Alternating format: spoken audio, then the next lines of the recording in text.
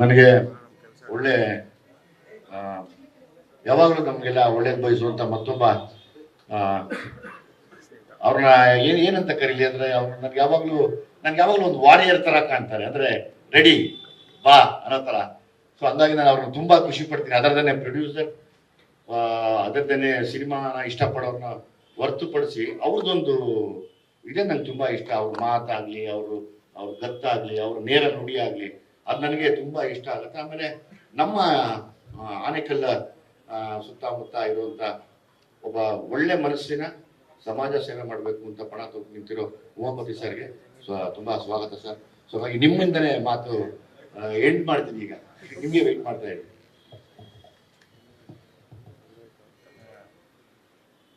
ಎಲ್ರಿಗೂ ನಮಸ್ಕಾರ.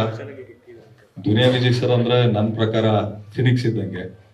ಯಾಕಂದ್ರೆ ವೇದಿಕೆಗೆ ನಿಂತಾಗ ಮೈಕ್ ಕೊಟ್ಟಾಗ ಮಾತಾಡಬೇಕು ಅಂತ ಕೆಲವೊಬ್ರು ಮಾತಾಡ್ತಾರೆ. ಅದ್ರ ನನ್ನ ಬಗ್ಗೆ ನಿಮ್ಮೆಲ್ಲರಿಗೂ ಚೆನ್ನಾಗಿ ಗೊತ್ತಿದೆ, ಏನಿದೆ ಅದನ್ನ ನೇರವಾಗಿ ಮಾತಾಡ್ತೀವಿ. ಯಾಕಂದ್ರೆ ನನ್ನ ದುನಿಯಾ ವಿಜಯ್ ಸರ್ ಸಂಪರ್ಕ ಬಹಳ ವರ್ಷಗಳಿಂದ. ನನಗೆ ಅವರಲ್ಲಿ ಏನ್ ಬಹಳ ಇಷ್ಟ ಆಗಿದ್ದು ಅಂದ್ರೆ, ಯಾರಾದ್ರೂ ಕ್ಯಾಮ್ರಾ ಮುಂದೆ ನಿಂತಾಗ ಕ್ಯಾಮ್ರಾ ಹಿಂದ್ಗಡೆ ಇರೋರ ಬಗ್ಗೆ ಕಮೆಂಟ್ ಮಾಡೋದು ಬಹಳ ಈಸಿ. ಒಬ್ಬ ಪ್ರೊಡ್ಯೂಸರ್ ಆಗಿ, ಒಬ್ಬ ಡೈರೆಕ್ಟರ್ ಆಗಿ, ಒಬ್ಬ ಹೀರೋ ಆಗಿ, ಒಬ್ಬ ಪ್ರೇಕ್ಷಕನಾಗಿ ಜವಾಬ್ದಾರಿಯುತವಾಗಿ ಸಿನಿಮಾ ಮಾಡ್ಕೊಂಡು ಬಂದಿದ್ದಾರೆ. ಅದನ್ನ ಪ್ರೂವ್ ಮಾಡಿದ್ದಾರೆ.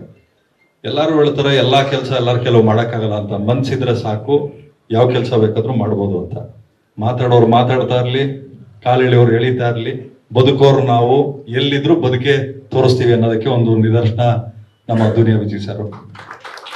ಅದೇ ರೀತಿ ಇವತ್ತು ಈ ಫಂಕ್ಷನ್ ಅಲ್ಲಿ, ಇವೆಂಟ್ ಅಲ್ಲಿ ದುನಿಯಾ ವಿಜಯ್ ಸರ್ ಮಗಳು, ಅದೇ ರೀತಿ ನಮ್ಮ ವಿನಯ್ ರಾಜ್ಕುಮಾರ್ ಅವರು ಇದ್ದಾರೆ. ಇನ್ನ KP ಶ್ರೀಕಾಂತ್ ಸರ್. ನಾನು ಅವ್ರ ಬಗ್ಗೆ ಬಹಳ ಖುಷಿ ಪಡೋದೇನು ಅಂದ್ರೆ, ಸಿನಿಮಾ ಪ್ರಮೋಷನ್ ಮಾಡೋದು ಕಲ್ತಿದ್ದೆ ನಾವು KP ಶ್ರೀಕಾಂತ್ ಸರ್ ವತಿಯಿಂದ. ಯಾಕೆಂದ್ರೆ publicity, there is no business like show business ಅಂತಾರಲ್ಲ, ಹಂಗೆ ನಿಮ್ಮ ಡಬ್ಬದಲ್ಲಿ ಏನಿದೆ ಏನಿಲ್ಲ ಗೊತ್ತಿಲ್ಲ, ಅಲ್ಲಾಡಿಸ್ತಾ ಇರ್ಬೇಕಷ್ಟೇ, ಜನ ತಿರುಗಿ ನೋಡ್ಬೇಕು. ಯಾವತ್ತೂ ಅಷ್ಟೇ ಸೀಡ್ ನಾವು ಬಿತ್ತಬೇಕು. ಯಾವ ಬೀಜ ಏನು ಅಂತ ಮೊಳಕೆ ಹೊಡೆದ್ಮೇಲೆ ಗೊತ್ತಾಗಬೇಕು ಅದು ಯಾವ ಸಸಿ ಅಂತ. ಯಾಕಂದ್ರೆ ನೆಡೋರ್ಗೆ ಗೊತ್ತಿರ್ತದೆ ಯಾವ ಸಸಿ ಅಂತ.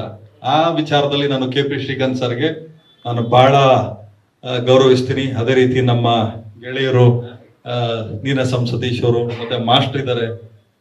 ನಮ್ಮ ವಿನೋದ್ ಮಾಸ್ಟರ್ ನಮ್ಗೆ ಸೆಟ್ಟಲ್ಲೆಲ್ಲ ಬಹಳಷ್ಟು ಸಲ ಹೊಸಕೋಟೆ ಬಿರಿಯಾನಿ ತಗೊಂಡ್ ತಿನ್ಸಿದ್ರು. ಇವಾಗ ದುನಿಯಾ ವಿಜಯ್ ಸರ್ಗೆ ತಿನ್ಸ್ತೀರಾ.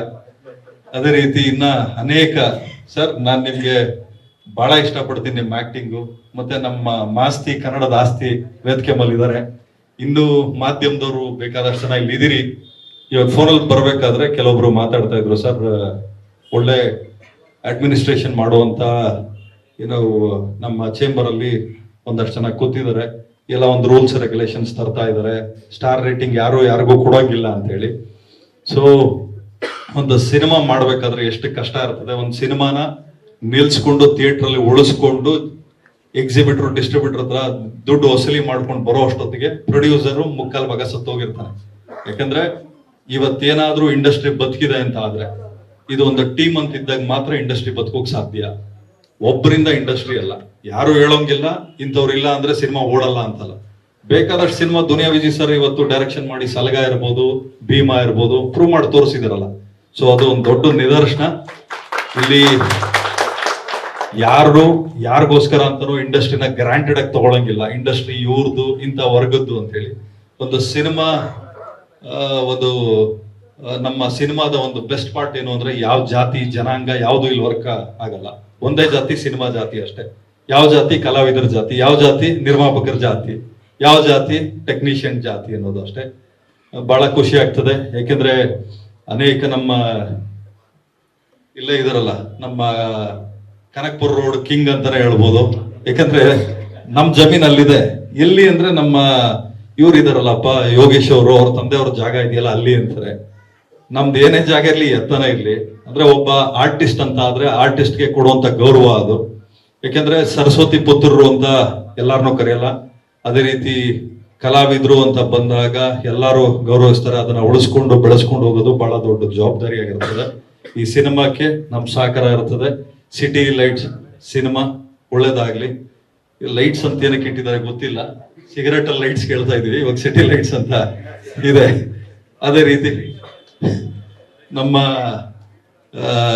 ಸರ್ ಇದ್ದಾರೆ, ಸುರೇಶ್ ಸರ್ ಇದ್ದಾರೆ, ಎಲ್ ವೈ ರಾಜೇಶ್ ಸರ್, ಮತ್ತೆ ಮೊನ್ನೆ ಅಷ್ಟೇ ಸಿನಿಮಾ ರಿಲೀಸ್ ಆಯ್ತು.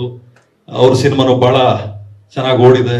ಏನಂದ್ರೆ ಇಲ್ಲಿ ನಮ್ಮಲ್ಲಿ ಕ್ಯಾಟಗರೈಸ್ ಮಾಡ್ಬಿಡ್ತಾರೆ, ಡಿಸ್ಕ್ರಿಮಿನೇಷನ್ ಮಾಡ್ಬಿಡ್ತಾರೆ, ಇದು ಮಾಸ್ ಸಿನಿಮಾ, ಇದು ಕ್ಲಾಸ್ ಸಿನಿಮಾ ಅಂತೇಳಿ. ಸೊ ಹಂಗಾಗಿ ಅವರು ಮಲ್ಟಿಪ್ಲೆಕ್ಸ್ ಅಲ್ಲೇ ಇರ್ತಾರೆ. ಆ ಮಲ್ಟಿಪ್ಲೆಕ್ಸ್ ಇಂದ ಒಂದಷ್ಟು ಮಾಸ್ ಸಿನಿಮಾಗಳು ಬಂದು ಒಂದು BC ಸೆಂಟರ್ಗಳಿಗೂ ಬರಬೇಕು ಅಂತ ನಾನು ಕೇಳ್ಕೊಳ್ತೀನಿ. ಸಿನಿಮಾ ಕೆಲಸ ಮಾಡಿರೋರಿಗೆ ನಿಮ್ಮ ಆಶೀರ್ವಾದ ಇರಲಿ ಅಂತ ಕೇಳ್ಕೊಂತೀನಿ. ನಮಸ್ಕಾರ. ಜೈ ಹಿಂದ್, ಜೈ Karnataka. Thank you very much.